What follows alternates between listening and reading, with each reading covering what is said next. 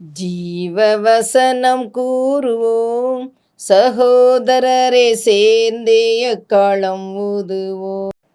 கர்த்தருடைய நாமத்திற்கு மேன்மை உண்டாவதாக. கிறிஸ்துவுக்குள் அன்பானவர்களே, இந்த நாளிலும் ஜீவ வார்த்தை ஒன்றை கேட்போம். 1 தீமோத்தேயு 4வது அதிகாரம் 7ஆம் வசனம் இப்படி சொல்லுகிறது: சீர்கேடும் கிளவிகள் பேச்சுமாய் இருக்கிற கட்டுக்கதைகளுக்கு விலகி தேவ பக்திக்கு ஏதுவாக முயற்சி பண்ணு. இங்கே பார்த்தீங்கன்னா, சில வகையான காரியங்களுக்கு விலகணும், சில வகையான காரியங்களை செயல்படுத்துவதற்கு முயற்சி பண்ணணும். சீர்கேடும் கிளவிகள் பேச்சுமாய் இருக்கிற கட்டுக்கதை.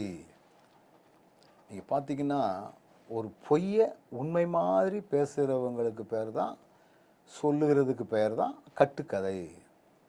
ஜோடனை பண்ணி காது, கண்ணு, மூக்கு, வாய் வச்சு பேசுறது, இப்படிப்பட்ட கட்டுக்கதைகளுக்கெல்லாம் நீ விலகி. உண்மை சம்பவங்கள் நிறைய இருக்குது. உன்னுடைய வாழ்க்கையில் கிறிஸ்துவினுடைய மேன்மைகளை அனுபவிக்கக்கூடிய காரியங்கள் நிறைய இருக்குது. இதை நீ அனுபவிக்கிறத நீ பேசு, சொல்லு. கட்டுக்கதைகளை சொல்லாத. அதுக்கு நீ விலகி காத்துக்கொள். இன்னொரு காரியம் சொல்லப்பட்டிருக்கிறது, தேவ பக்திக்கு ஏதுவாக முயற்சி பண்ணு. நம்ம செய்யக்கூடிய ஒவ்வொரு காரியத்திலும் தேவன் மீது உள்ள பக்தியை வெளிப்படுத்துகிற தன்மை உள்ளதாக இருக்கணும். ஆண்டவர் மேல உள்ள பற்றுறுதியை வெளிப்படுத்துறதா இருக்கணும். ஆண்டவர் மேல இருக்கிற அந்த பயபக்தியில உறுதி உள்ளதை காட்டுகிறதா இருக்கணும். அதற்கு நீ முயற்சி பண்ணு. இது முயற்சி பண்ணாம வருவதில்லை. எசேக்கியா ஒரு நல்ல மனுஷன்தான். ஆனாலும் தன்னுடைய அரண்மனை பொக்கிஷத்தை தான் திறந்து காமிச்சானே ஒழிய, நான் ஜீவனம் பண்ணுவது என் ஆண்டவரால் தான்ங்கிற உணர்வு இல்லையே.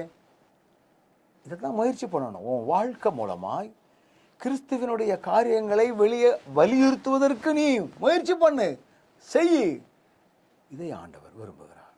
கண்களை மூடுவோம். நல்ல ஆண்டவரே, நாங்கள் சில வகையான கட்டுக்கதை பேசுகிற பேச்சுக்களுக்கெல்லாம் விலகி கொள்ளவும், உம்முடைய பக்திக்கேதுவான காரியங்களை செய்ய முயற்சி பண்ணவும் எங்களுக்கு கிருபை தாரும்.